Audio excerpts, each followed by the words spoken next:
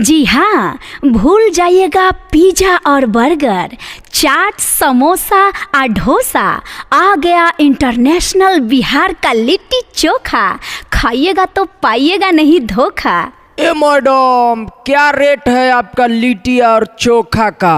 अरे पैसा का काहे चिंता करते हैं, शुद्ध गाय के घी से लपेटल लिट्टी है, खाइए ना पहले।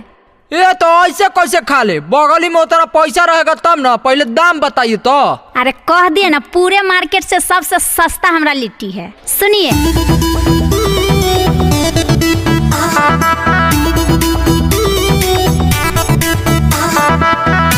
masti.in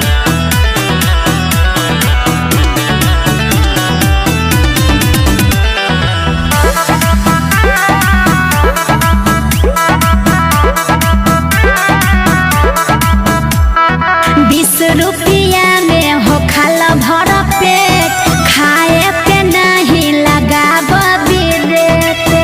चोखा सलाद? अरे वो फ्री है। ओके।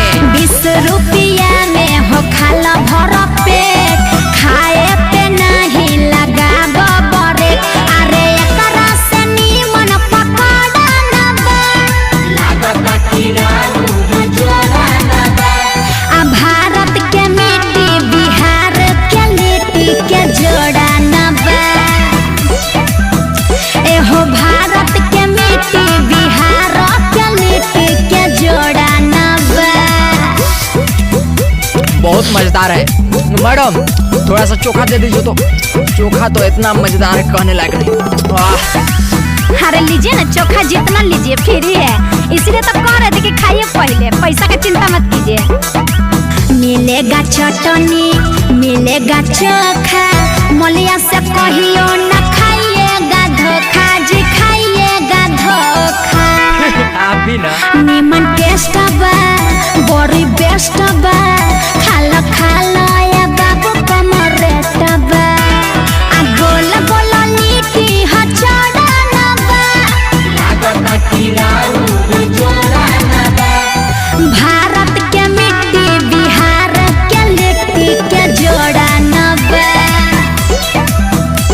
आ भारत के मिट्टी बिहार के लिट्टी के जोड़ा ना बा। नहीं नहीं, वाकई में मैडम हम मान गए। बहुत मजेदार, वेरी टेस्टी, नाइस है लिट्टी आपका, बहुत मस्त। अरे कैसे नहीं रहेगा, अपना लिट्टी का यहाँ ही नहीं विदेश में भी चर्चा है। दिल से जो बनाती हूँ, गोईठा के आगे पे सेक के बनाई हूँ, देसी घी में मैं लिट्टी को डुबाई हूँ। हाँ, लिट्टी तो आपका एकदम घी में चपचपा रहा है। अर्जुन खाजा आई माजा, पूरा चटनी के संगे सधा जा। आ खैला में ढेर दौड़ी दौड़ा ना बा, लागत किरानू जोड़ा ना बा। भारत के मिट्टी बिहार के लिट्टी के जोड़ा ना बा। आ भारत के मिट्टी बिहार के लिट्टी के जोड़ा ना बा। चलिए, आपका लिट्टी खा के मजा आ गया। अब एक काम करिए, 2 प्लेट और घर के लिए पैक कर दीजिए, मौगी को भी खिला देंगे, आपका नाम लेगी। masti.in